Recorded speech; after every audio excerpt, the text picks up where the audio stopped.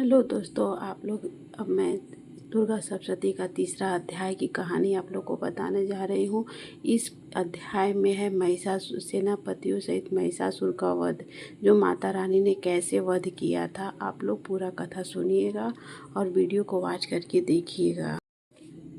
जगदम्बा के श्री अंगों की कांति उदय काल के सहस्त्र सूर्यों के समान है। वे लाल रंग की रेशमी साड़ी पहने हुए हैं। उनके गले में मुंडमाला शोभा पा रही है। दोनों स्तनों पर चंदन का लेप लगा हुआ है। वे अपने कर कमलों में जप मालिका विद्या और अभय तथा वर नामक मुद्राएं धारण किए हुए हैं। 3 नेत्रों से सुशोभित मुखर विंद की बड़ी शोभा हो रही है। उनके मस्तक पर चंद्रमा के साथ ही रत्नमय मुकुट बंधा है तथा वे कमल के आसन पर विराजमान है। ऐसी देवी को मैं भक्तिपूर्वक प्रणाम करता हूँ। ऋषि कहते हैं, दैत्यों की सेना को इस प्रकार तहस नहस होते देख महादैत्य सेनापति चिछुर क्रोध में भरकर अंबिका देवी से युद्ध करने के लिए आगे बढ़ा। वह असुर रणभूमि में देवी के ऊपर इस प्रकार बाणों की वर्षा करने लगा, जैसे बादल मेरुगिरी के शिखर पर पानी की धार बरसा रहा हो। तब देवी ने अपने बाणों से उस बाण समूह को अनायास ही काटकर उसके घोड़े और सारथी को भी मार डाला। साथ ही उसके धनुष तथा अत्यंत ऊंची ध्वजा को भी तत्काल काट गिराया। धनुष कट जाने पर उसके अंगों को अपने बाणों से बीध डाला। धनुष, रथ, घोड़े और सारथी के नष्ट हो जाने पर असुर ढाल और तलवार लेकर देवी की ओर दौड़ा।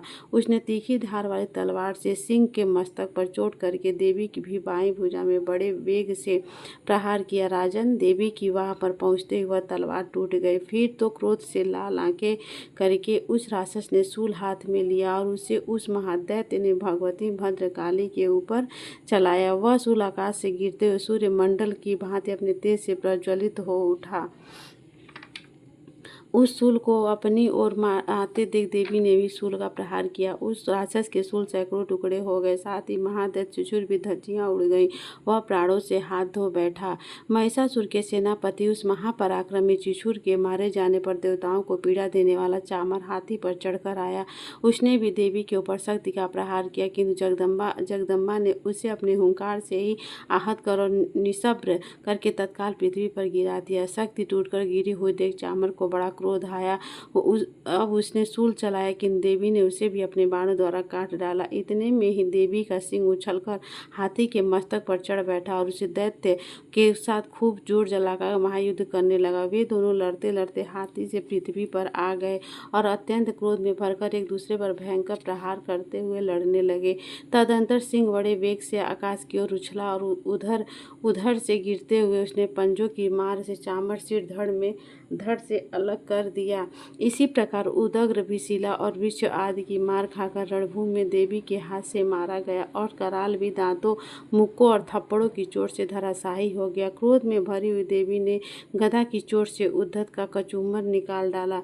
विंध्यपाल से वास्कर लोगों तथा बाणों से ताम्र और अंध को मौत के घाट उतार दिया। 3 नेत्रों वाली परमेश्वरी त्रिशूल से उग्रासय, उग्रवीर तथा महाहनु नामक दैत्य को मार डाला। तलवार की चोट से बिंडा के मस्तकों को धड़ से काट गिराया। दुधर और दुर्मुख इन दोनों को भी अपने बाणों से यमलोक भेज दिया। इस प्रकार अपनी सेना का संहार होता देख महिषासुर ने भैंस का रूप धारण करके देवी के गढ़ों का त्रास देना आरंभ किया। किन्हीं को थुथुन से मारकर, किन्हीं के ऊपर खुरों का प्रहार करके, किन्हीं को मूंछ से चोट पहुंचाकर, कुछ को सींगों से विदीर्ण करके, कुछ गढ़ों को वेग से, किन्हीं को सिंहनाद से, कुछ को चक्कर और देकर और कितनों को निश्वास वायु के झोंके से धराशायी कर दिया। इस प्रकार गणों की सेना को गिराकर वह असुर महादेवी के सिंह को मारने के लिए झपटा। इससे जगदम्बा को बड़ा क्रोध हुआ। उधर पराक्रमी महिषासुर भी क्रोध में भरकर धरती को खुरों से खोदने लगा तथा वह अपने सींगों से ऊंचे ऊंचे पर्वतों को उठाकर फेंकने और गर्जने लगा। उसने वेग से चक्कर देने का पृथ्वी क्षुब्ध होकर फटने लगी। उसमें पूंछ से टकराकर समुद्र की सब ओर से धरती को डुबोने लगा। हिलते हुए सींगों के आघात से विदीर्ण होकर बादलों के टुकड़े टुकड़े हो गए। उसके श्वास की प्रचंड वायु के वेग से उड़े हुए सैकड़ों पर्वत आकाश से गिरने लगे। इस प्रकार क्रोध में भरे हुए उस महादैत्य को अपनी ओर आते देख चंडिका ने उसका वध करने के लिए महान क्रोध किया। उन्होंने यश पास फेंककर उस महान असुर को बांध लिया। उस महासंग्राम में बंधे जाने में पर उसने भैंस का रूप त्याग दिया और तत्काल सिंह के रूप में प्रकट हो गया। उस अवस्था में जगदम्बा जो ही उसका मस्तक काटने के लिए उद्यत हुई, त्यों ही वह खड्गधारी पुरुष के रूप में दिखाई देने लगा। तब देवी ने तुरंत ही अपने वाणों की वर्षा करके ढाल और तलवार के साथ उस महापुरुषों को भी बीध डाला। इतने में ही वह महान गजराज के रूप में परिणित हो गया तथा वह अपनी सूंड से देवी के विशाल सिंह को खींचने और गर्जने लगा। खींचते समय देवी ने तलवार से उसकी सूंड काट डाली।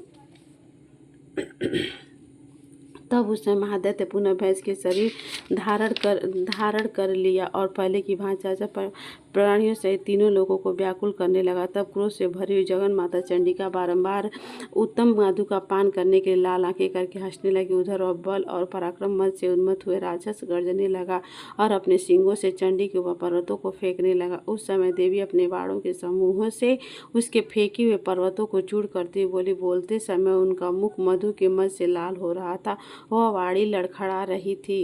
देवी ने कहा, ओह मूढ़, मैं जब तक मधु पीती हूँ तब तक तू क्षण भर के लिए खूब गरज ले। मेरे हाथ से यही तेरी मृत्यु हो जाने पर अब शीघ्र ही देवता भी गर्जना करेंगे। ऋषि कहते हुए कहकर देवी उछली और उस महादैत्य के ऊपर चढ़ गई। फिर अपने पैर से उसे दबाकर उन्होंने शूल से उसके कंठ में आघात किया। उनके पैर से दबा होने पर महिषासुर अपने मुख से अभी आधे शरीर से वह बाहर निकल पाया था। देवी ने अपने प्रभाव से उसे रोक लिया। आधा निकला होने पर भी वह महादैत्य देवी युद्ध करने लगा। तब देवी ने बहुत बड़ी तलवार से उसका मस्तक काट गिराया। फिर तो हाहाकार करते हुए दैत्यों की सारी सेना भाग गई तथा संपूर्ण देवता अत्यंत प्रसन्न हो गए। देवता दिव्य महर्षियों के साथ दुर्गा देवी का स्तवन किया। गंधर्वराज गाने लगे तथा अप्सराएं नृत्य करने लगी। दोस्तों, यहाँ पे तीसरा अध्याय ख़त्म हो गया है। तो इसमें आप लोग को पता चल गया कि महिषासुर का वध कैसे हुआ था, माता रानी महिषासुर का वध कैसे किया था। वीडियो अगर अच्छा लगेगा तो लाइक से सब्सक्राइब कर लीजिएगा, बेल आइकन प्रेस कर लीजिएगा ताकि वीडियो का नोटिफिकेशन आप सभी लोगों को मिलता रहे। वीडियो को वॉच करके देखिएगा, स्किप बिल्कुल नहीं करिएगा। तो दोस्तों, से सभी लोगों से मिलती हूँ नेक्स्ट वीडियो में। राधे राधे, जय माता दी, हर हर महादेव।